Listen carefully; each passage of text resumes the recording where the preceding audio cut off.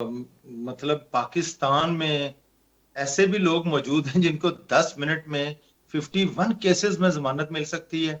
यहां तो आप देखें कि अदालतों में जाएं आप, लोग धक्के खा रहे हैं, साला साल से जो है ना उनके फैसले नहीं होते। बल्कि आपने देखा होगा कि कुछ अरसा पहले कुछ ऐसे केसेस सामने आए थे कि बंदा मर चुका है, अरसा दराज पहले वो मर चुका है जेल के अंदर, और उसको जो है ना वो अदालत बरी कर रही है उसके मरने के बाद।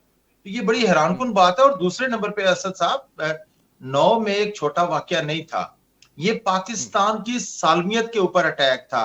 ये पाकिस्तान की रियासत, मैं इसको फौज पे अटैक नहीं कहता, ये पाकिस्तान की रियासत, पाकिस्तान की सालमियत के ऊपर अटैक था, ये पाकिस्तान के नजरियात के ऊपर अटैक था। और आप देखें कि आज कितना अरसा हो गया 9 मई को हुए, अभी तक सिर्फ चंद 51 लोगों को सजा दी गई है, वो भी सिर्फ 5-5 साल। क्या ये इंसाफ पे मबनी फैसले हो रहे हैं?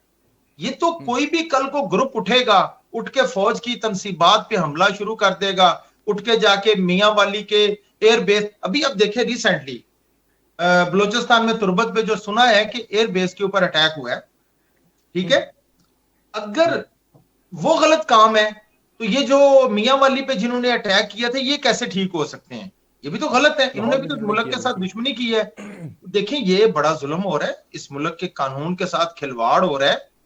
कभी आप ये अदालतें, हमारी अदालतें कभी ये जमानत दे देती हैं, कभी उसी केस में गिरफ्तार कर देती हैं, मुल्क को तमाशा बना के रख दिया है।